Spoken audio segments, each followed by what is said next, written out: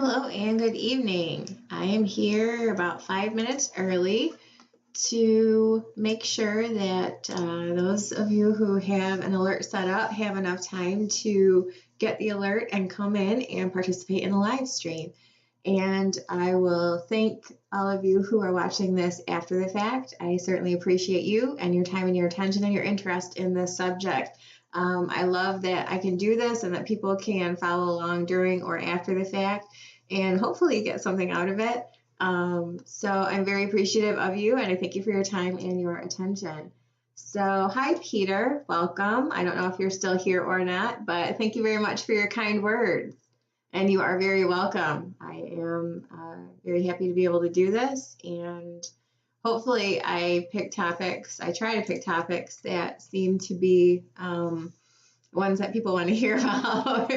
So I don't try to be popular, but I do try to pick things that and go on feedback too that people are interested in regardless. So hi, Kim. Welcome. Nice to see you. Thank you for coming. Thank you for being here. So just to kind of preface this while I'm waiting for 7 o'clock to roll around a few minutes early, like I said, I had actually been asked to go through the 70 weeks prophecy in Daniel 9, and I had not done that before. So I went through the whole chapter, which started with Daniel praying with him, understanding that in the Babylonian captivity that they were nearing the end of it based on the prophecy in Jeremiah of the 70 years. So he knew that the time was coming and he started praying. And about the time of the evening oblation, Gabriel came and touched him and he got a vision. Was it a vision or was it? Yes, it was a vision. It wasn't a dream, it was a vision. But he says, let's see. Whilst I was speaking and praying and confessing my sin and the sin of my people Israel and presenting my supplication before the Lord, my God, for the holy mountain of my God, yea, while I was speaking in prayer, even the man Gabriel, whom I had seen in the vision at the beginning, being caused to fly swiftly, touched me about the time of the evening oblation and informed me and talked with me and said, O Daniel, I am now come forth to give thee skill and understanding. So he didn't have a vision. And Gabriel gave him the 70 weeks prophecy. That comes from Daniel 9, 20 through the end of the chapter 27. So anyway, while I was going through the 70 weeks prophecy and explaining some things, I encountered some information that I wanted to, at a later date, expound upon. And this is all kingdom based. And I'll get into this as we go further. But the 70 weeks prophecy, both the first 69 weeks and the 70 weeks, are all kingdom based. And what we find is that they have direct reference to the Olivet Discourses. But the Olivet Discourses given in Matthew and Mark are different than the one given in Luke. Luke refers to a different verse in the 70 weeks prophecy than Matthew and Mark's Olivet Discourses do. And we'll see this as we go through. So I wanted to explain those and maybe clear up a little bit of the confusion of why some things in Matthew are specific to the 70th week, but people generalize them. Well, that may come from understanding what Luke is talking about and the general versus the specific. That does come into play, but you have to understand the background and what is actually being talked about to understand whether it is specific to a specific period of time or a general kind of like there's what people term the tribulation, which is this period of 7 years. It's Daniel's 70th week, but people call it the tribulation versus just general tribulation that we were guaranteed that we would all have as a byproduct of leading a Christian life in a world that is set against Christ. So there's just general trials and tribulation that we have in the Christian life that we are not being exempted from. Jesus in John 16:33 says, in this world you shall have tribulation, but be of good cheer. I have overcome the world. So we know that we're going to have and encounter issues along the way as a byproduct of being in the world but not of it, which is starkly different from us being part of the capital T tribulation, Daniel's 70th week. We were specifically told we would be exempted from or excluded from having to go through that. So just as kind of a basis for comparison, you have a general term versus a very specific time period that is also associated with that term incorrectly. But there's a general tribulation versus the specific period of time. We will be part of one, or we will encounter one. We will be excluded from the other. Well, when you take the Olivet Discourses into account, Matthew and Mark are talking about a very specific period of time. Luke is generalization. And so as we go through Daniel 9, specifically 26 and 27, those Olivet Discourses link directly to Matthew 24 and Mark 13, the specific period of time specific to the 70th week, and we'll see that. That's Daniel 9:27 that those relate to. There's very specific instances. It starts off with the seals, the trumpets, and the bowls, talking about the midpoint of the week and the flight of the remnant, the abomination of desolation, then Jesus returning at the end of the second coming, or at the end of the week at the second coming. So Matthew and Mark are very, very specific to the events of the 70th week that lead to the prophesied second coming. Whereas Luke is leading up to a specific event, but talking about general circumstances that Israel will encounter leading up to this event. And that actually specifically refers to Daniel 9:26, not Daniel 9:27. But regardless, they're both based on the kingdom. One as a result of what happened when they rejected it the first time, and one as a result of what leads up to and includes the presentation of the kingdom the second time. So Daniel, the 70 weeks prophecy is entirely kingdom-based. The first 69 weeks of years led up to a specific event, and that was the presentation of the kingdom on Palm Sunday that Israel rejected, which led to delayed the kingdom, pushed it out to a time in the future, and ensured that there would be a second coming of Jesus Christ, which is what the 70th week ends in. So Jenny, hi. Oh, watching from Australia. That is awesome. Very glad to have you. So I will say hello and welcome to everybody. I am very pleased that you guys are able to be here. I appreciate your time and your attention. If at any time you have questions or comments or would like me to clarify something further, please by all means let me know. So I'm in my office, but I'm on my laptop. And I'm going to hope that everybody can not really notice a difference in the sound. I was kind of testing things out earlier because I want to be where all of my setup is, but I also didn't want there to be a sound issue. So I think that I've rectified that by using my laptop rather than my desktop, but being in my office with my desk and my chair and everything. So hi, Bondservant. Welcome. Nice to see you too.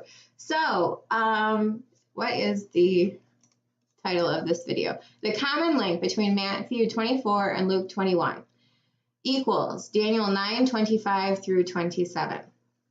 And I actually might change that to be Daniel 9:26 and 27, but I didn't want to exclude the entire prophecy.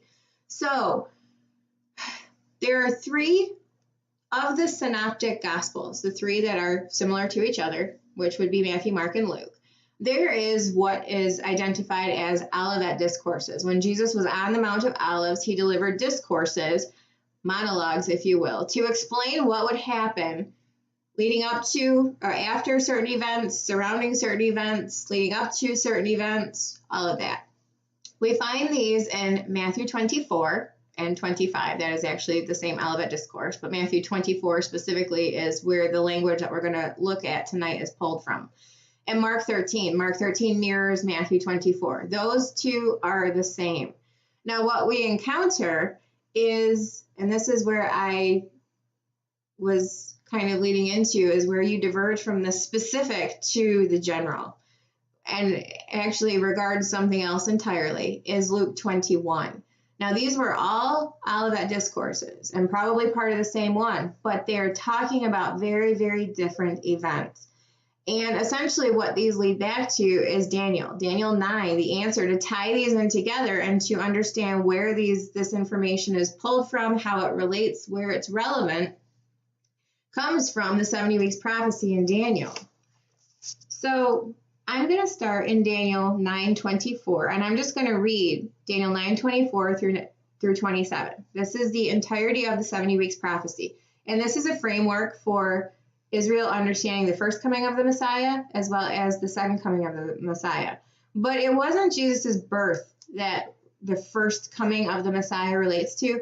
It was the presentation of the kingdom while Jesus was on earth the first time. See, this is the day count. We have the day count in Daniel 9 leading up to a specific prophesied event. And we also have that specific prophesied event contained in Zechariah 9, which is also word by word specified in Matthew 21. Palm Sunday, the king, the victorious king, riding the donkey, presenting himself to Israel. Now, it wasn't just himself that he was presenting, it was the kingdom that he was coming to present, which is why, and we'll work our way through this to understand this a little bit more, but this is why they recognized him as the Son of David, declaring Hosanna to the Son of David, Hosanna in the highest, and then proclaiming peace and all of that. Those are kingdom aspects. So I think and this just may be an observation, I don't want to assume anything or put words in anybody's mouth or anything like that. But I think what tends to fly a little bit under the radar is that this wasn't just the Messiah that they rejected. It was the presentation of the kingdom. My book, The Triumphal Entry, this was pretty much what the first 3/4 of that book talked about, half to 3/4 of that book talked about, was the presentation of the kingdom. Palm Sunday was the defining event. And what they rejected wasn't just the Messiah, it was the Messiah who was bringing the kingdom. If Israel had made a different decision that day and accepted him corporately and accepted what he was bringing, which was the kingdom, nothing that happened after that would have happened. He wouldn't have gone to the cross. There wouldn't have been a new covenant. There wouldn't have been a dispensation of grace. There wouldn't have been co-equality of Gentiles. We wouldn't even be in the millennial kingdom. The kingdom would have come at that time, and we would be well past, the great white throne judgment and all of that. They would have had a very, very different outcome. So this is what we're going to go through tonight, is understanding that the whole prophecy of the 70 weeks is entirely kingdom-based. Because the 70 weeks weren't leading up to the birth of Christ. They weren't leading up to any other event except for Palm Sunday, which was the king. To pause like that, it's because my stream goes orange rather than red, and I don't want it to not capture everything I'm saying. So we'll go through all of these prophecies, but we're going to start in the 70 weeks prophecy because this is where it's all tied to. So first of all, Daniel 9:24 through 27. 70 weeks are determined upon thy people and upon thy holy city, to finish the transgression and to make an end of sins, and to make reconciliation for iniquity, and to bring in everlasting righteousness, and to seal up the vision and prophecy, and to anoint the most holy. Know therefore and understand that from the going forth of the commandment to restore and to build Jerusalem unto the Messiah the Prince. Again, that's not talking about his birth, it's talking about Palm Sunday. Shall be 7 weeks and 62 weeks. The street shall be built again, and the wall even in troublous times. And after 62 weeks shall Messiah be cut off, but not for himself. And the people of the prince that shall come shall destroy the city and the sanctuary, and the end thereof shall be with the flood. And unto the end of the war desolations are determined.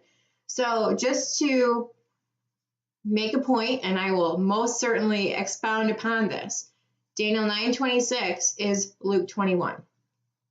That is the relationship. Is after 62 weeks shall Messiah be cut off, but not for himself. Specifically, the portion of this verse that relates to Luke 21 and the Olivet Discourse that relates to Luke 21. The general stuff that happens as a result of an event, not necessarily a specific period of time. And I'll explain that to you. I don't want to confuse anybody. But this is the part that relates to Luke 21. And the people of the prince that shall come shall destroy the city and the sanctuary, and the end thereof shall be with a flood, and unto the end of the war desolations are determined.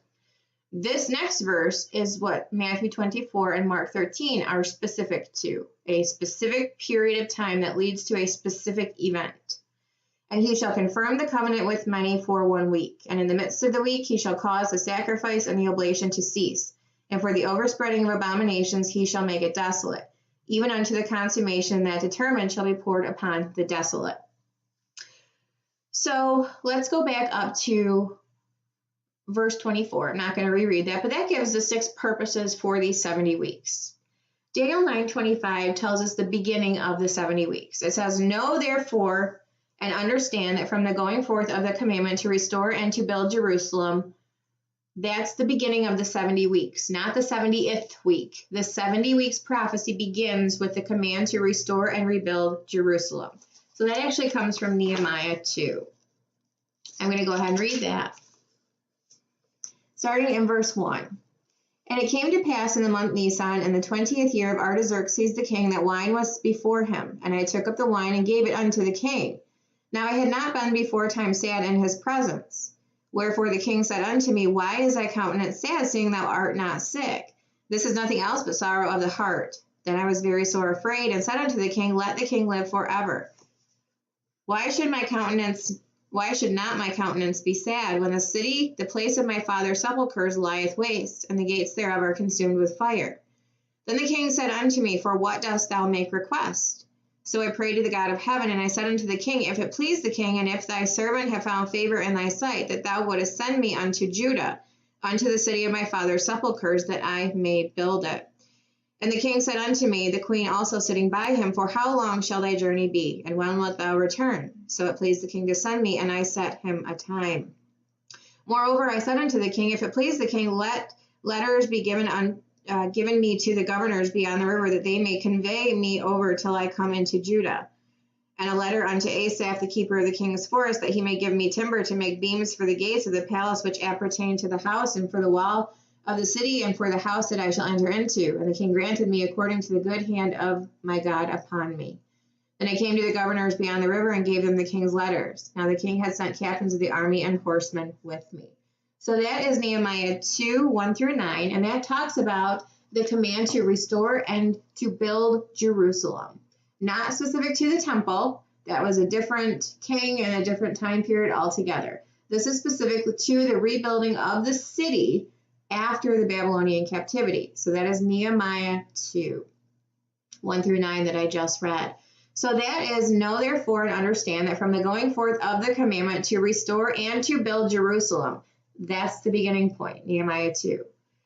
Unto Messiah the Prince shall be 7 weeks and 62 weeks. So you have a beginning point in Nehemiah 2 and an ending point, Messiah the Prince. This is where the prophecy in Zechariah 9 comes in. You have a day count, a year count specifically. 7 weeks and 62 weeks has 483 years on a 360-day calendar. And that has a different translation if you use our calendar, which is what most people have tried to translate that into. So in the month of Nisan, now if you're going on a 360-day calendar with 12 equal months, which is the assumption here, 483 years, then it would be Nisan 10 to Nisan 10. It doesn't specify Nisan 10. It says it came to pass in the month of Nisan in the 20th year of Artaxerxes, the king. However, to be an even number of years split into an even number of months, split into an even number of days, which is what the 360-day calendar, 12 months times 30 days per month is split into. It would be Nisan 10 to unto Messiah the Prince, which happened on Nisan 10.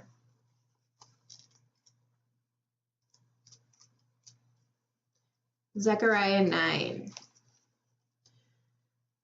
Verse 9, Rejoice greatly, O daughter of Zion. Shout, O daughter of Jerusalem. Behold, thy king cometh unto thee. He is just and having salvation, lowly and riding upon an ass, and upon the colt, the foal of an ass. So there's 2 donkeys. That represents the double portion. It says, And I will cut off the chariot from Ephraim, and the horse from Jerusalem, and the battle bow shall be cut off, and he shall speak peace unto the heathen. And his dominion shall be from sea even to sea, and from river even to the ends of the earth. This is talking about the kingdom. That if they had accepted it, this is what his kingdom would have, what would have happened at that time, and that his kingdom would have been set up at that time, talking about the space of his dominion. shall be from sea even to sea, from the river to the ends of the earth. As for thee also, by the blood of thy covenant, I have set forth thy prisoners out of the pit wherein there is no water. Turn ye to the stronghold, ye prisoners of hope. Even today do I declare that I will render double unto thee. So this is the double portion that was being indicated that he was trying to present Israel with. And this is why Matthew's triumphal entry, Matthew 21, is the only account that talks about the double portion with relationship to the donkeys. This is the representation of what Jesus was attempting to do on that day. So it says, turn you to the stronghold, ye prisoners of hope. Even today do I declare that I will render double unto thee. When I have bent Judah for me, filled the bow with Ephraim, and raised up thy sons, O Zion, against thy sons, O Greece, and made thee as a sword of a mighty man.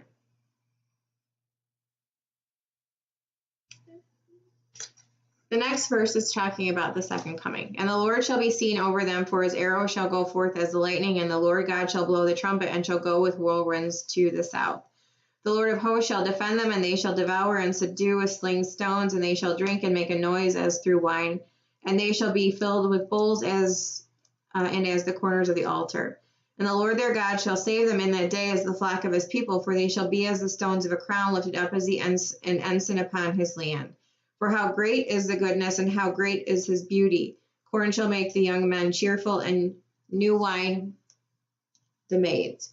So this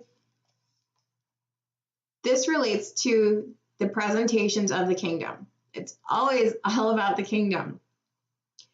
This is the prophecy that was in part fulfilled in Matthew 21.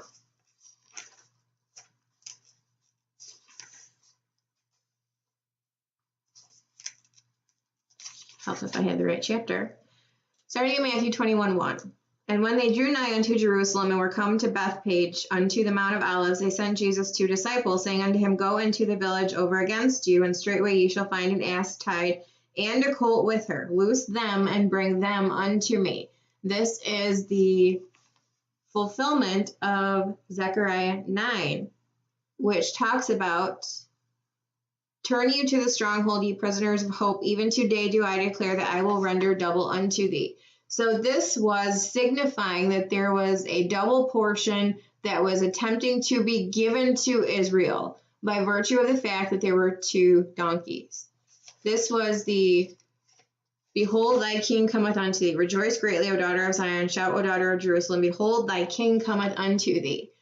So this was the first attempt at the presentation of the kingdom, coinciding with the end of the first 69 weeks of years. Again, Daniel 9:25 says, Know therefore and understand that from the going forth of the commandment to restore and to build Jerusalem unto the Messiah the Prince shall be 7 weeks and 62 weeks. So go ye into the village over against you, and straightway ye shall find an ass tied and a colt with her. Loose them and bring them unto me.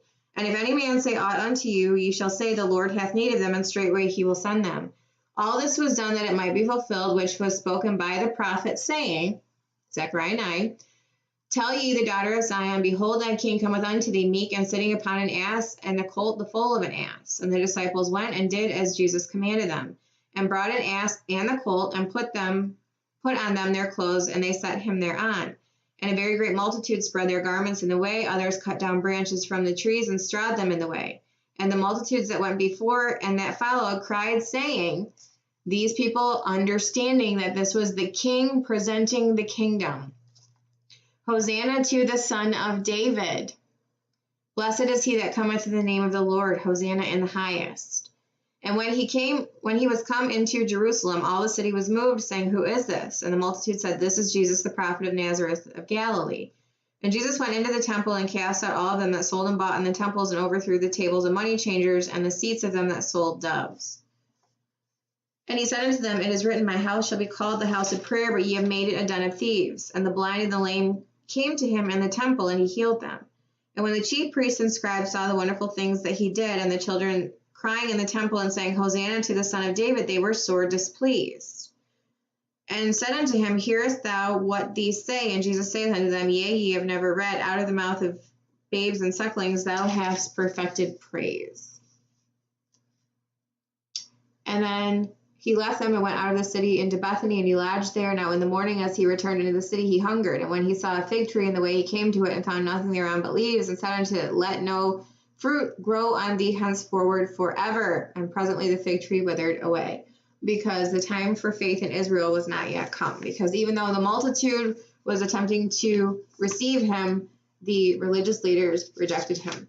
And the salvation of Israel must be and will be a corporate thing. So that takes us to Daniel 9:25. The end of it was the presentation of the kingdom by the king that was rejected. That is the end of the 69 weeks, the first 69 weeks of years out of the 70. So there remains one period of 7 years, 1 week of years, yet outstanding. So Nehemiah 2 is in view, and Matthew 21. That is the time period that elapses between the beginning of the first 69 weeks of years and the end of the 69 weeks of years. Specifically, it's the Nehemiah 2 to the fulfillment of Zechariah 9, which happens in Matthew 21 and Luke 19, and I think it's Mark 11 or 12. I don't know offhand, but it's in all of those accounts.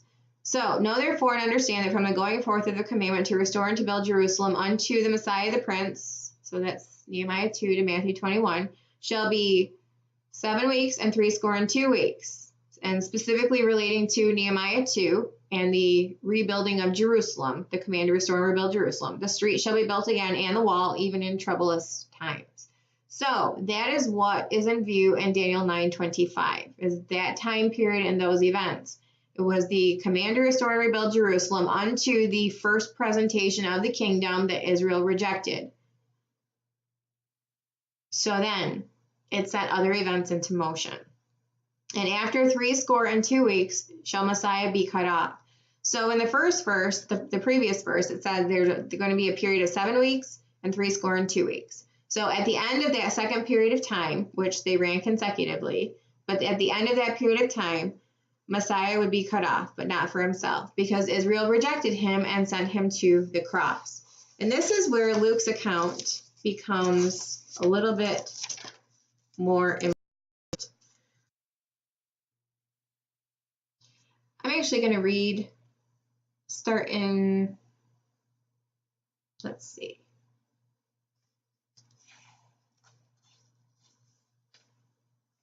Just going to read, starting in verse 28 of Luke 19. And when he had thus spoken, he went before, ascending up to Jerusalem. And it came to pass when he was come nigh to Bethphage and Bethany at the mount called the Mount of Olives, he sent 2 of his disciples, saying, Go ye into the village over against you, in the which at your entering ye shall find a colt tied, whereon yet never man sat. Loose him and bring him hither. And if any man ask you, Why do you loose him? Thus shall ye say unto him, Because the Lord hath need of him. So this is where Matthew's account is a little bit different, and where you hear about the colt with her foal, bring them, loose them, and bring them unto me, representative of the double portion that specifically ties that prophecy to the fulfillment of Zechariah 9. Here we just have the colt being mentioned. So that's why all of these accounts of the triumphal entry actually have different and very important details in them. So it's just interesting. So I went through all of them in the triumphal entry. So in verse 32 of Luke 19, and they that were sent went their way, and found even as he had said unto them. And as they were loosing the colt, the owners thereof said unto him, Why loose ye this colt? And they said, The Lord hath need of him. And they brought him to Jesus, and they cast their garments upon the colt, and they set Jesus thereon. And as he went, they spread their clothes in the way. And when he was come nigh, even now at the descent of the Mount of Olives, the whole multitude of the disciples began to rejoice and praise God with a mighty loud voice for all the mighty works they had seen, saying, Blessed be the King that cometh in the name of the Lord, peace in heaven and glory in the highest. And some of the Pharisees from among the multitude said unto him, Master, rebuke thy disciples. And he answered and said unto them, I tell you that if these should hold their peace, the stones would immediately cry out. And when he was come near, he beheld the city and wept over it, saying, If thou hadst known, even thou, at least in this thy day, the things which belong unto thy peace.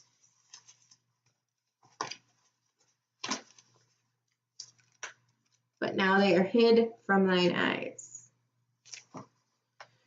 The things which belong to thy peace. This specifically relates to the prophecy in Zechariah 9 also. I'm just going to reread it from the beginning.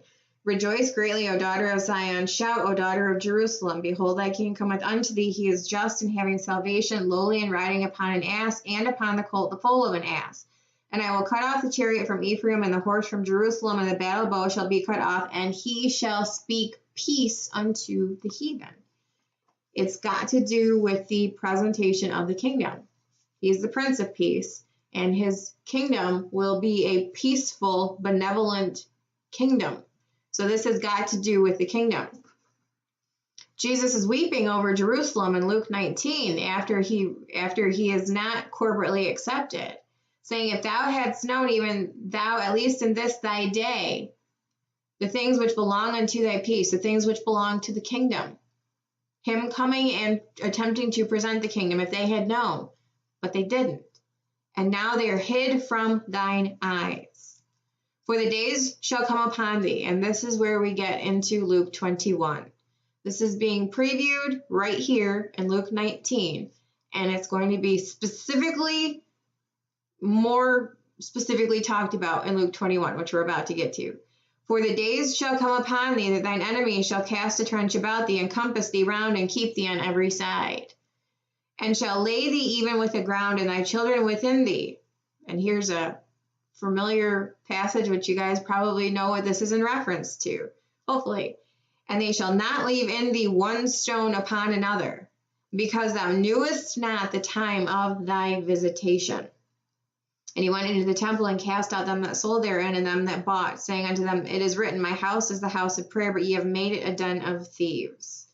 And he taught daily in the temple, but the chief priests and the scribes and the chief of the people sought to destroy him, and could not find what they might do, for all the people were very attentive to hear him.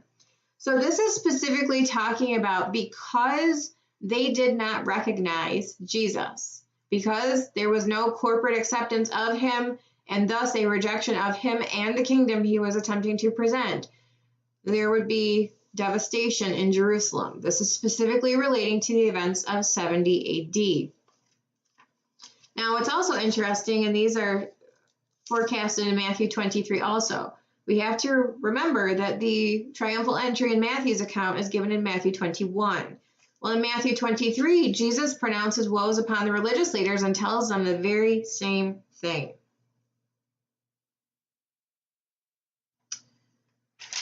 We'll start in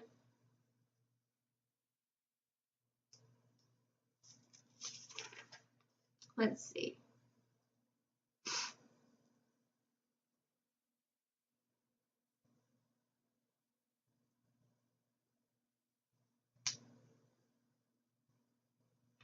There are a whole bunch of woes pronounced upon the religious leaders.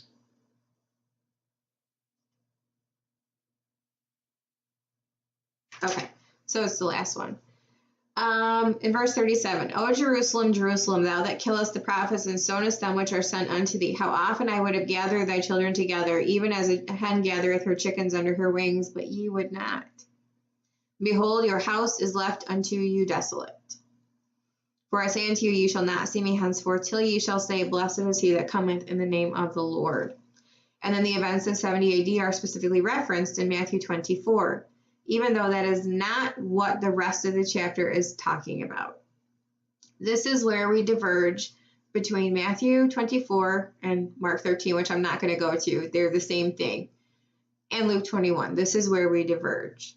Jesus went out and departed from the temple, and his disciples came to him for to show him the buildings of the temple. And Jesus said unto them, see ye not all these things? Verily I say unto you, there shall not be left here one stone upon another that shall not be thrown down. That is specifically referencing the events of 70 AD, which is what Daniel 9:26 is talking about. So after 62 weeks shall Messiah be cut off, but not for himself. That is 4 days after the rejection on Palm Sunday. This is Passover, Jesus dying, fulfilling the requirements of the law, and instituting the new covenant with his shed blood on the cross. because testaments are dedicated with blood, and without the shedding of blood is no remission. Hebrews 9 talks about that. But the specific events that are related to 70 AD in the 70th week's prophecy come in that verse directly after it talks about Jesus being cut off, but not for himself. It says, and the people of the prince that shall come shall destroy the city and the sanctuary.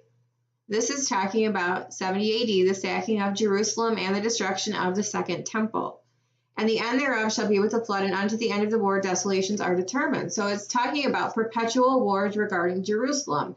From that point forward, through the very end of time, there would always be wars regarding Jerusalem. That's what that is talking about. So this is where we pick up in Luke 21.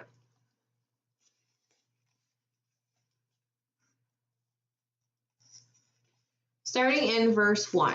Now, remember that we just had the events of 70 AD prophesied in Luke 19. So I'll read those verses again. Starting in verse 41. And when he was come near, he beheld the city and wept over it, saying, if thou hadst known, even thou, at least in this thy day, the things which belong unto thy peace, but now they are hid from thine eyes.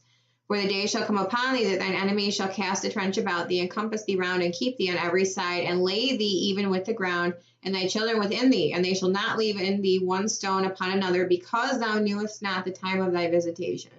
So this is a recompense for Israel and Jerusalem specifically, because they didn't recognize their Messiah and the presentation of the kingdom the first time. So let's go to Luke 21, and we'll pick up on those events. And he looked up and saw the rich men casting their gifts into the treasury. And he also saw a certain poor widow casting in thither 2 mites. And he said, of a truth I say unto you, that this poor widow hath cast in more than they all. For all these have of their abundance cast in unto the offerings of God. But she in her penury hath cast in all the living that she had. And as some spake of the temple, how it was adorned with goodly stones and gifts, he said, as for these things which ye behold, the days will come in the which there shall not be left one stone upon another that shall not be thrown down. So again, we're talking about 70 AD here, the time when the temple was destroyed. Here is the stark contrast, or how we know that there is going to be a stark contrast in what Jesus is answering and addressing here versus what he was answering and addressing in Matthew 24 and Mark 13. Here's the question to set up this discourse that he's talking about and the events that relate to what he's talking about, specifically what they are asking. We're more familiar with Matthew 24. So here's the question they ask in Matthew 24. And as he sat upon the Mount of Olives, the disciples came unto him privately, saying, tell us, when shall these things be, and what shall be the sign of thy coming and of the end of the world? Talking about the second coming, the end of the world, when the presentation of the kingdom will happen the second time. So these are the signs leading up to and including the second coming. Is that what his disciples are asking him about in Luke 21? No. Luke 21:7. And they asked him, saying, Master, but when shall these things be, and what sign will there be when these things shall come to pass? What had he just been talking about? The destruction of the temple. So in Matthew 24, he's talking about what shall the sign of thy coming and of the end of the world be? He gives them signs that are 70th week specific, because that is the counter that once it starts leads to 2,520 days later, he's coming back. In Luke 21, he's already talked about a couple of times the destruction of the city and the temple as a result of them rejecting him. Blindness being cast over their eyes because they knew not the time of their visitation. The days would come that the city would be encompassed, trenched about thee, compass thee round about, and keep thee on every side, and that it would be laid low with the ground. So what they are asking about, and what he just said in Luke 21:6, as for these things which ye behold, the days will come in the which there shall not be left one stone upon another that shall not be thrown down. And they're asking him specific to those signs, the signs regarding the temple and the destruction of the city. When shall these things be? What sign will there be when these things shall come to pass? Nothing about the signs of his coming and of the end of the age. This is specific to when they can expect the destruction of the temple and the destruction of the city. So this is where we diverge. He's clearly answering two different things. Now, the confusion, I believe the confusion comes in is because these are so very similar. Matthew 24 and Luke 21 are so very similar. But one is talking about things that will occur up to and including and surrounding the destruction of the city and the temple in 70 AD. And the other is signs of the coming and of the end of the age. So you're talking about specific, 70th week specific versus 70 AD specific. That's the difference. So let's keep going in Luke 21. And he said, take heed that ye be not deceived, for many shall come in my name, saying, I am Christ, and the time draweth near. Go ye not therefore after them. Well, that's very, as I read this, it's going to be very, very reminiscent of Matthew 24, but we'll see where the differences are. Verse 9, but when ye shall hear of wars and commotions, be not terrified, for these things must first come to pass, but the end is not by and by. And then he said unto them, nation shall rise against nation, and kingdom against kingdom, and great earthquakes shall be in diverse places, and famines and pestilences and fearful sights and great signs shall there be from heaven.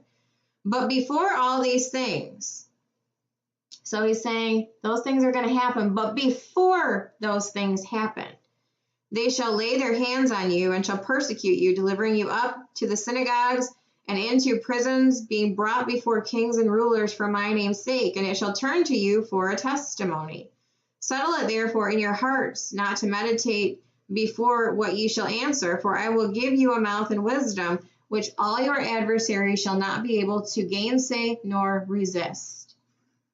So he's talking, maybe he's talking about 70th week specific things at the beginning when he's talking about people coming in his name saying they're the Christ, nation rising against nation, earthquakes, famines, pestilences, things like that. But it doesn't matter if that's what he's talking about or not, because it says before all those things.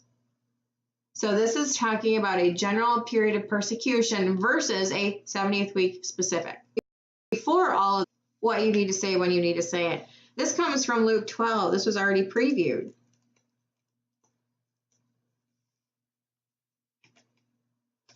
Luke 12:11, and when they bring you unto the synagogues and unto magistrates and powers, take ye no thought how or what thing ye shall say, or what ye shall say, for the Holy Ghost shall teach you in the same hour what ye ought to say. So he's repeating something he's already said. In a time period, during a period of persecution that will come before those other things that are also mentioned in Matthew 24. So it's not 70th week specific. Verse 16, and ye shall be betrayed by your parents and brethren and kinsfolk and friends, and some of you shall they cause to be put to death. And ye shall be hated of all men for my name's sake. But there shall not an hair of your head perish. In your patience possess ye your souls. And when ye shall see Jerusalem compassed with armies, ye shall know that the desolation thereof is nigh, which goes back to their original question regarding when shall these things be? What things was he just talking about? The destruction of Jerusalem and the destruction of the temple. This is 70 AD specific. There is a very similar language that follows regarding the abomination of desolation to Matthew 24. When ye shall therefore see the abomination of desolation spoken of by Daniel the prophet standing in the holy place. That is not what this is saying.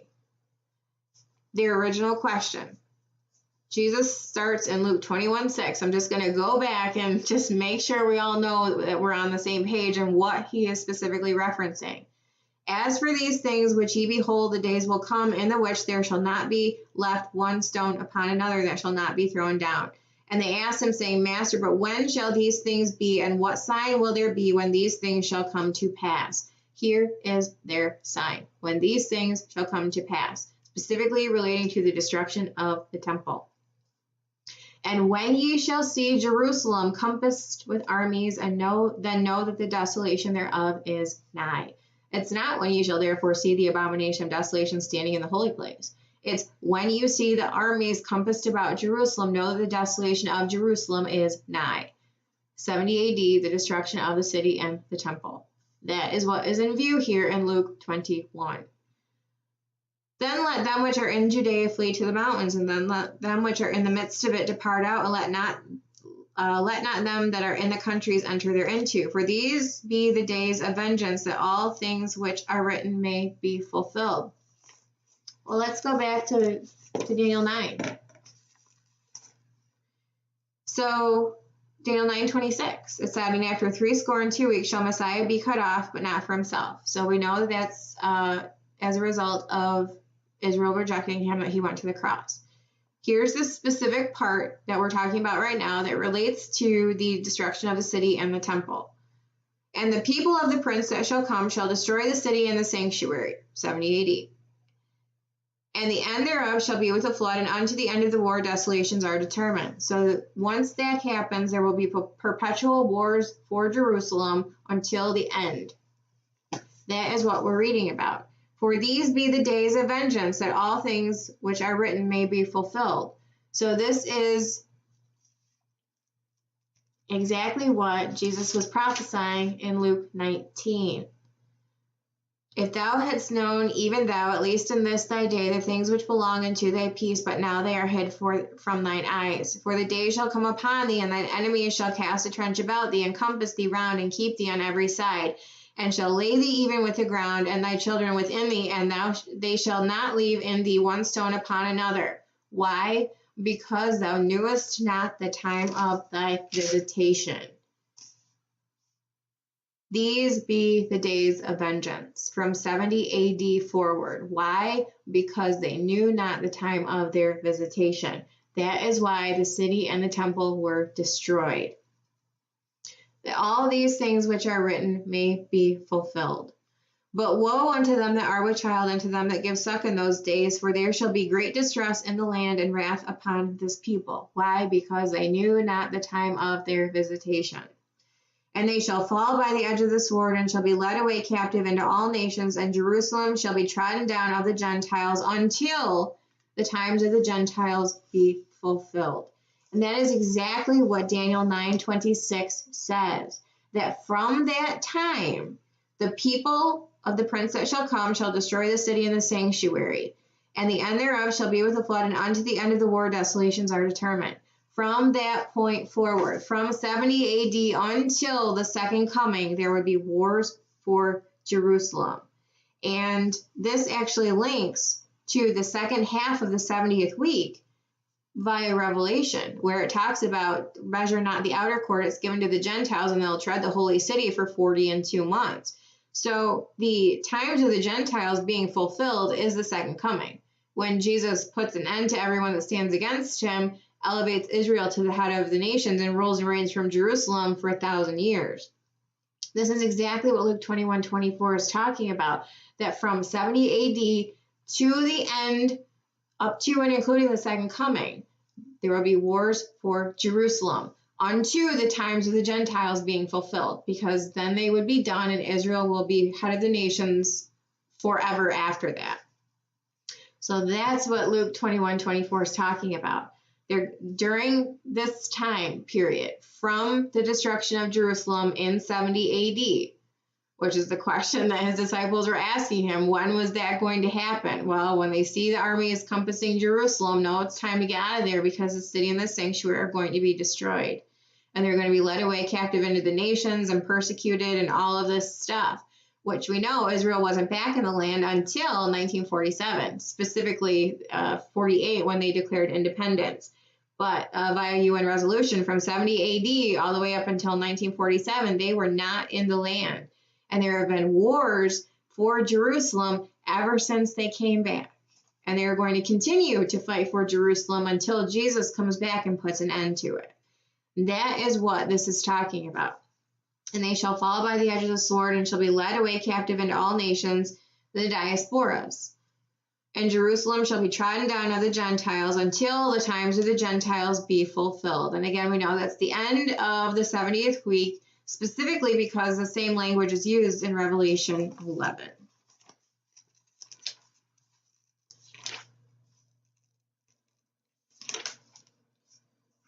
And there was given me a reed like unto a rod, and the angel stood, saying, Rise and measure the temple of God, and the altar, and them that worship therein. But the court which is without the temple leave out, and measure it not, for it is given unto the Gentiles, and the holy city shall they tread underfoot 42 months, which is the second half of the 70th week. So when that period of time comes to an end, that will be the end of the times of the Gentiles.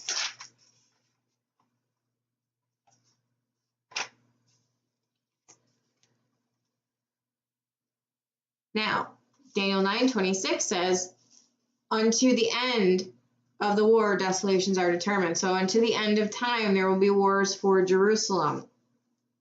What is the end of time? The second coming. And there shall be signs in the sun and the moon and the stars, and upon the earth the stress of nations with perplexity, the sea and the waves roaring. Men's hearts failing them for fear and for looking after those things which are coming on the earth, for the powers of heaven shall be shaken. Then shall they see the Son of Man coming in the cloud with power and great glory. When these things begin to come to pass, then look up and lift up your heads, for your redemption draw nigh. Luke 21 has not one thing to do with the 70th week. It's got everything to do with the events of 70 AD and what will happen regarding Jerusalem until Jesus comes back the second time. And that's because they rejected him the first time, the presentation of the kingdom. I'll read that verse again. Know therefore and understand that from the going forth of the commandment to restore and to build Jerusalem unto the Messiah the Prince, there shall be 62 weeks, and the street shall be built again, and the wall even in troublous times.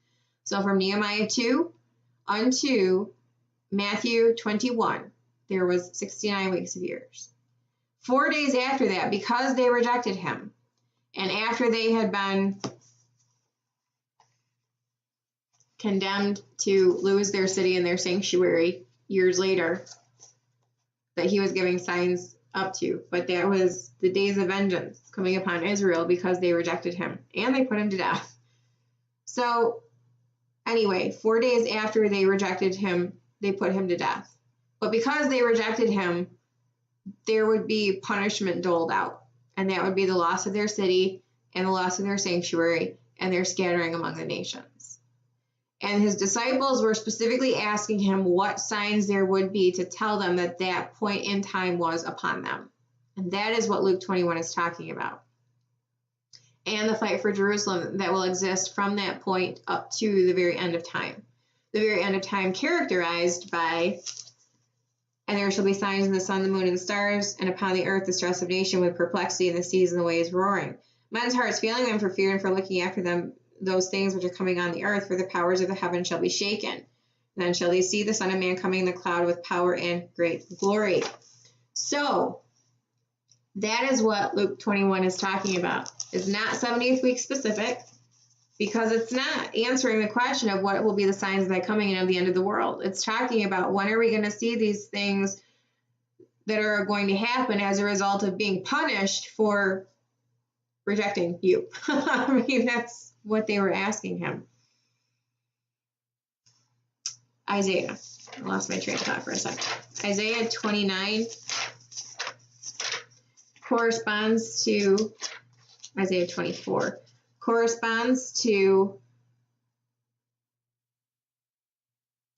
the signs of the sun, moon, and the stars on the earth, perplexity of nations, the seas and the seas and the waves roaring.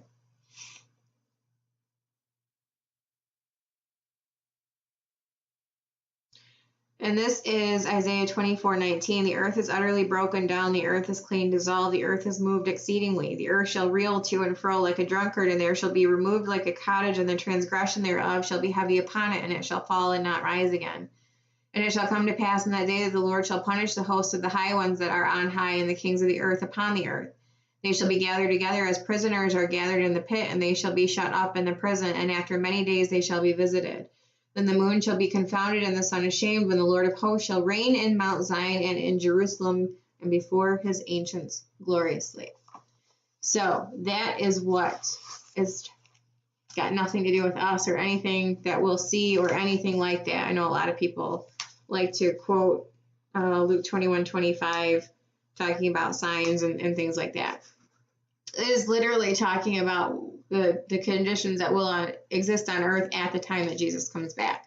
So Isaiah 24 is the link to Luke 25, 26, and 27. So then we go back to Matthew 24. And this is perhaps one of the most well-recognized passages of Scripture. But it's got nothing to do with Luke 21.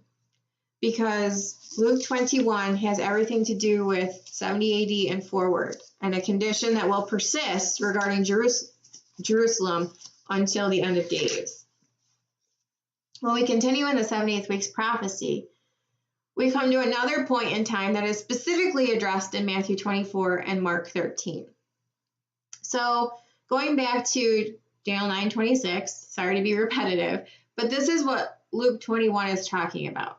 After 62 weeks, Messiah being cut off, not for himself, and the prince of the people that shall come shall destroy the city and the sanctuary, and the end thereof shall be with a flood, and unto the end of the war desolations are determined. That is what Luke 21 talks about, is the recompense being doled out, the punishment being doled out upon the people for rejecting Jesus, the days of vengeance relating to them not knowing the time of their visitation, the destruction of the city and the sanctuary, and them being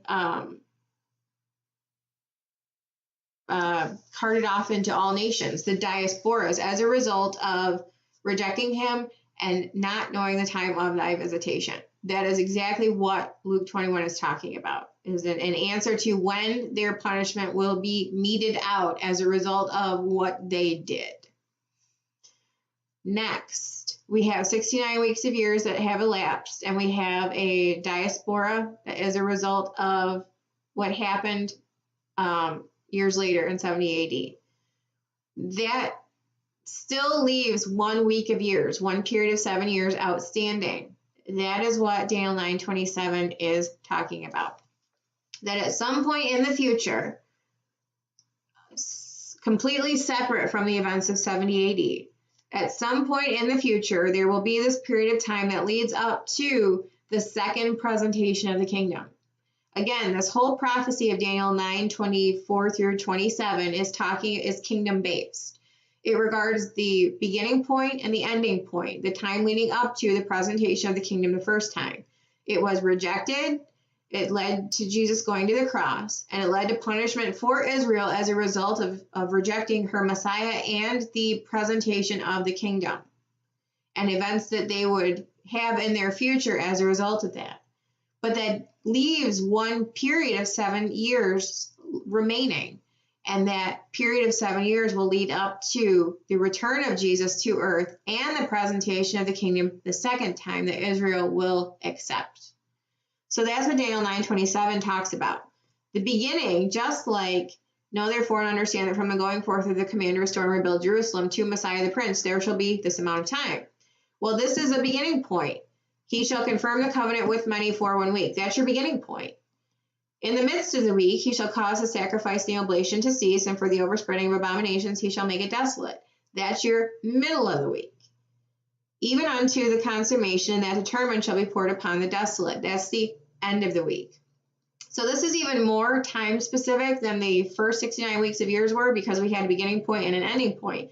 Now we have a beginning and a middle and an end. We know how long that's going to be, and we know what it's going to end in. The return of Jesus a second time to present the kingdom. This is what Matthew 24 is talking about. It's not talking about the punishment for Israel for rejecting the Messiah and the diasporas and being carted off into the nations and their city being sacked and their temple being completely destroyed, not one stone left upon another that will not be thrown down. Well, no, because this is going to involve the rebuilding of a temple. He shall confirm the covenant with many for 1 week, and in the midst of the week he'll cause the sacrifice and the oblation to cease. Well, that presupposes that that's been resumed. Right now, there is no sacrificial system and there is no temple. So in order to stop something, you have to be doing it, and they're not doing it right now. So we know that at some point in the future that will commence again. And we know from Revelation 11 that there will be a temple rebuilt, and that's talked about in the Old Testament also. Specifically in Isaiah 66, it talks about that. And Ezekiel 40 through 42 talk about that also. So Matthew 24, he starts before the Olivet Discourse by telling his disciples there will not be one stone upon another that will not be thrown down. And then they come to him privately on the Mount of Olives, saying, tell us, when shall these things be, and what shall be the sign of thy coming and of the end of the world? Again, completely different from the question that's being asked in Luke 21. They're asking for the sign that will tell them that the punishment being doled out for their rejection of him is about to be doled out. And that's when he says, no, it's going to happen when you see armies encompassing about Jerusalem. No, it's time to get out of there. That's completely different than what he tells them in this part of the discourse, because this is specifically related to the sign of his coming, his second coming, and of the end of the world, completely outside the scope of what they were asking in Luke 21. So he says, so Jesus answered and said unto them, take heed that no man deceive you, for many shall come in my name, saying, I am Christ, and shall deceive many. You shall hear of wars and rumors of wars. See that ye not be troubled, for all these things must come to pass, but the end is not yet. For nation shall rise against nation, and kingdom against kingdom. There shall be famines and pestilences and earthquakes in diverse places. All these are the beginning of sorrows. These are indications that the 70th week has commenced. Different from Luke 21, where he says, take heed that no man deceive you, for many shall come in my name, saying, I am Christ, and the time draweth near. Go ye not therefore after them. But when ye shall hear of wars and commotions, be not terrified, for these things must first come to pass, but the end is not by and by. And he said unto them, nation shall rise against nation, kingdom against kingdom. There shall be earthquakes, and be great earthquakes shall be in diverse places, and famines and pestilences and fearful sights, and great signs shall there be from heaven. But before these things. So he's talking about things that will happen in the 70th week, but then he says, but before those things happen, these are the things that are going to tell you that the destruction of Jerusalem is nigh, and that's 70 AD specific, not 70th week specific. So in Matthew 24, again, this is 70th week specific, because he says all of those things about deception, wars, famines, pestilences, all of that stuff. And then he says, these are the beginning of sorrows. Those relate specifically to seals 1 through 6 in Revelation 6. Well, seals 4, Revelation 6. All these are the beginning of sorrow. So then he talks about they shall deliver you up to be afflicted, shall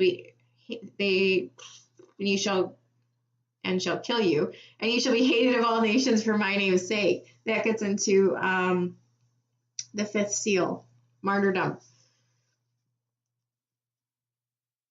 And then shall many be offended, and shall betray one another, and shall hate one another, and many false prophets shall arise, and shall deceive many.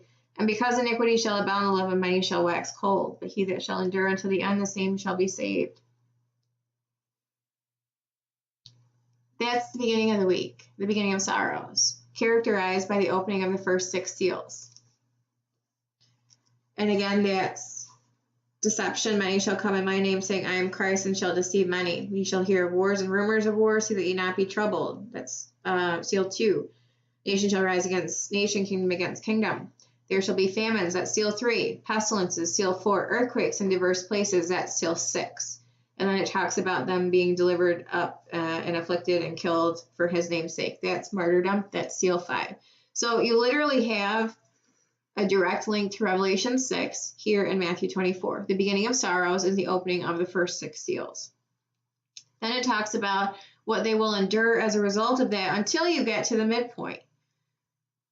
Daniel 9:27 said, he shall confirm the covenant with many for 1 week. That is the opening of seal 1.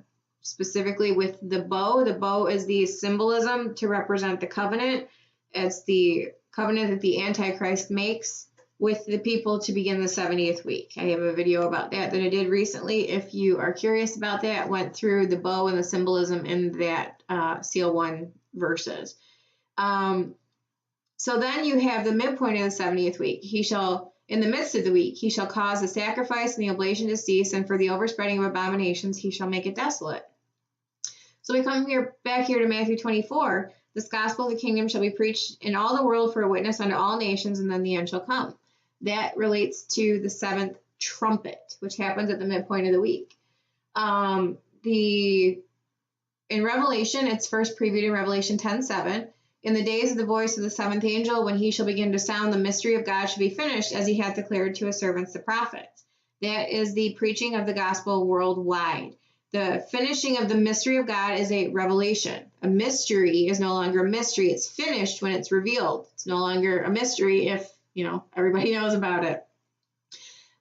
Revelation 14:6 and 7. And I heard the voice of another angel fly in the midst of heaven, having the everlasting gospel to preach unto them that dwell on the earth, and in every nation and kindred and tongue and people, saying with a loud voice, Fear God and give glory to him, for the hour of his judgment has come, and worship him that made heaven, the earth, and the sea, and the fountains of waters. I didn't realize I had that memorized.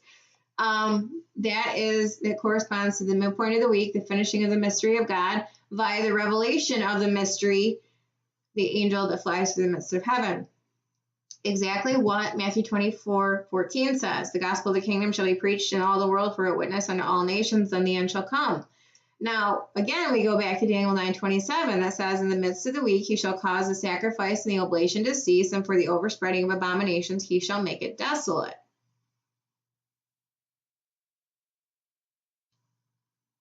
Verse 15 through 22. When ye therefore shall see the abomination of desolation spoken of by Daniel the prophet. He speaks of that specifically in regard to the midpoint of the week. Not when you see the armies compassing about, get out of the city. It's when you therefore see the abomination of desolation. Specifically relating to Daniel 9:27, not Daniel 9:26, like Luke 21 relates to. This is differentiation. Luke 21 relates to Daniel 9:26. Matthew 24 relates to Daniel 9:27. When ye therefore shall see the abomination of desolation spoken of by Daniel the prophet stand in the holy place, whoso readeth, let him understand.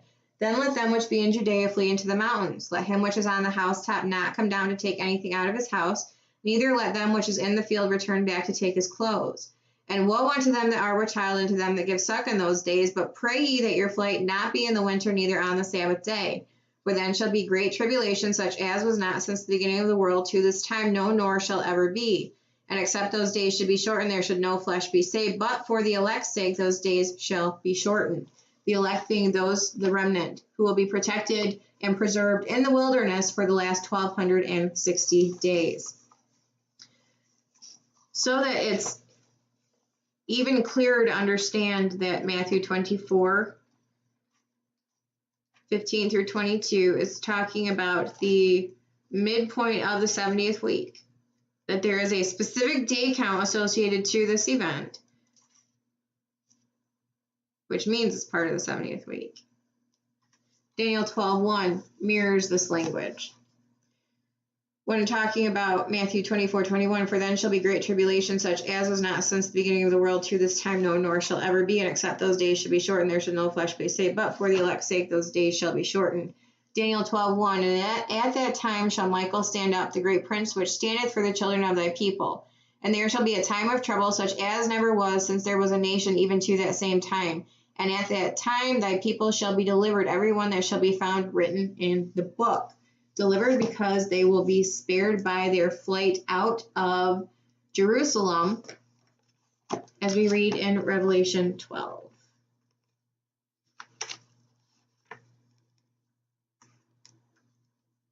Computer keeps going dark. And to the woman, this is Revelation 12:6. It says, And the woman fled into the wilderness, where she hath a place prepared of God, that they should feed her there 1,260 days.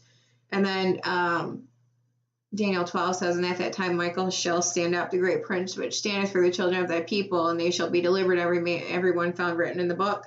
Well, that's the war in heaven. There shall be a war in heaven. Michael and his angels fought against the dragon, and the dragon and his angels fought and prevailed not, neither was their place found any more in heaven. So then you go down further in the chapter, in Revelation 12:13, and when the dragon saw that he was cast under the earth, he persecuted the woman which brought forth the man-child.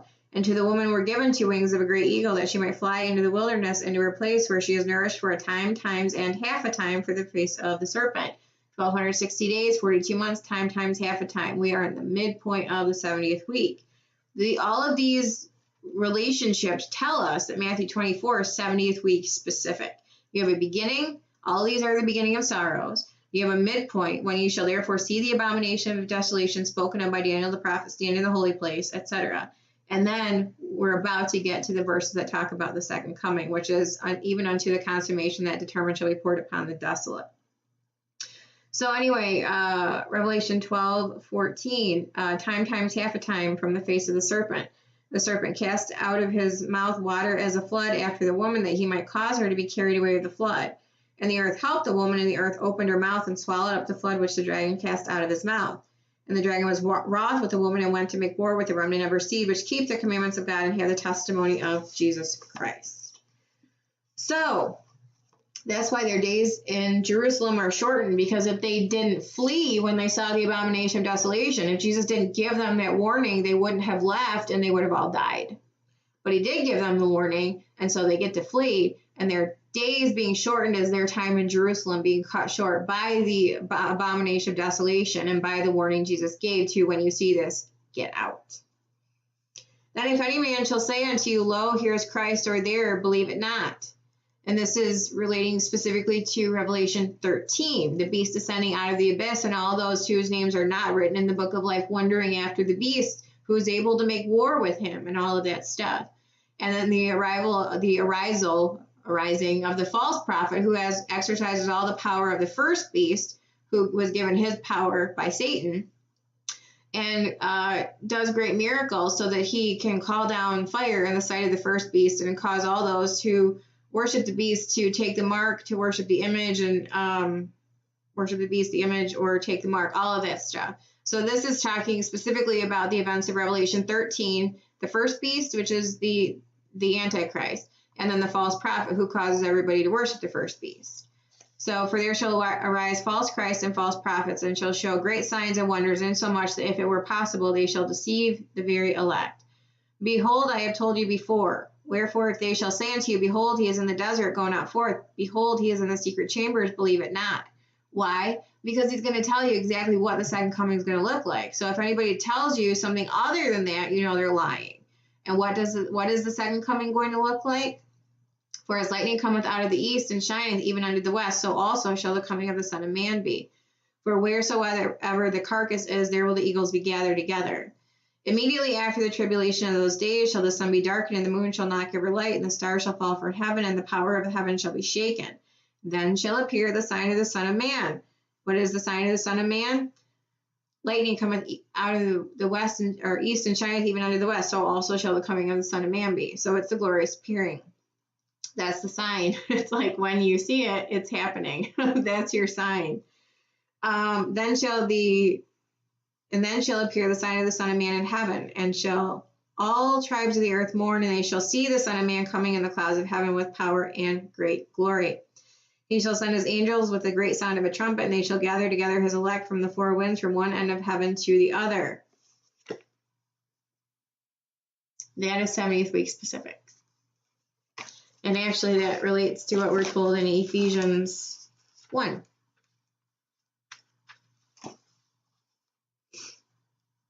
In the dispensation of the fullness of times, you might gather together in one all things in Christ, both which are in heaven and which are on earth, even in him.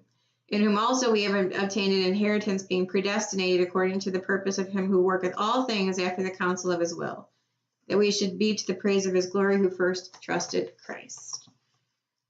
Send his angels with a great sound of a trumpet, gather his elect from the four winds, from one end of heaven to the other. That's in the dispensation of the fullness of times, gathering everyone who is in him, in heaven, us, on earth, the Jews, and the sheep of the sheep and goats, together to go into the kingdom.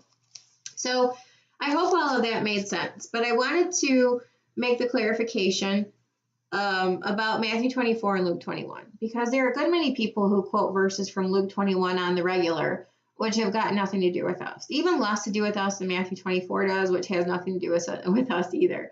Because you have one that's 70 AD specific and one that's 70th week specific. And we've got nothing to do with either one of those things. But I just wanted to clarify and show how both of those passages relate to the 70 weeks prophecy, but they relate to different parts of the 70th week prophecy. Even so, neither one of them has anything to do with the rapture of the church, nor does it have anything to do with the church itself. They are Israel specific, Luke 21, 70 AD specific, and Matthew 24 and Mark 13, 70th week specific. So the relationships to Luke 21 and Matthew 24 are Daniel 9, 24 through 27. They're both part of the same prophecy. Different parts of the prophecy, different time periods, all relating to Israel. You have Luke 21 relating to Daniel 9:26, and Matthew 24 and Mark 13 relating to Daniel 9:27. Both kingdom specific, but Luke 21 was a result of Israel rejecting the kingdom the first time. And Daniel 9:27, which is Matthew 24, is and Mark 13 is the 70th week, which is that final period of years that leads up to the second coming of Christ. So the space between Daniel 9:26 and Daniel 9:27 is the entire church age, right? Then, right? Yes. Between Daniel 9:26, which says, "And after 62 weeks shall Messiah be cut off, but not for himself." There's the entrance of the new covenant, the fulfillment of the old covenant, and the entrance of the new covenant. And anything that happens after that, up to the beginning of Daniel 9:27, is the church age, yes. Or it happens within the church age, the new dispensation of the grace of God where Jews and Gentiles are co-equal, yes. But this specifically, Luke 21 is talking about the punishment doled out to Israel for not knowing their day of visitation. The people of the prince that shall come shall destroy the city and the sanctuary, and the end thereof shall be with a flood. And yes, because of that, there will be perpetual wars for Jerusalem up to and including the time that Jesus comes back, which will be the final war for Jerusalem. And then he will rule and reign from Jerusalem for 1,000 years. So, but yeah, the church age effectively is between that time that Messiah is cut off and unto the end of the war desolations are determined. That is minus the last 7 years, which is Daniel 9:27. That's the church age, yes. So I hope that made sense. But I just wanted to clarify, and I got that idea when I was going through the 70 weeks prophecy a little while ago. Went through the whole chapter of Daniel 9 to talk about that, and I thought it would be good to clarify which the Olivet discourses and why they're different, why they're so similar, but why they are also so different. And because they relate to different things, but still parts of the same prophecy, but different time periods in the same prophecy. So thank you all for being here. If you have questions, comments, or feedback, as always, please leave them. I appreciate your time and attention. And I'm going to keep working on my book, and I will be back in the near future to go through something else. If there's anything specific that anyone has in mind, just let me know, and I will do my best to go over it. But I thank you guys, and I hope that you all have a good night and happy Friday tomorrow.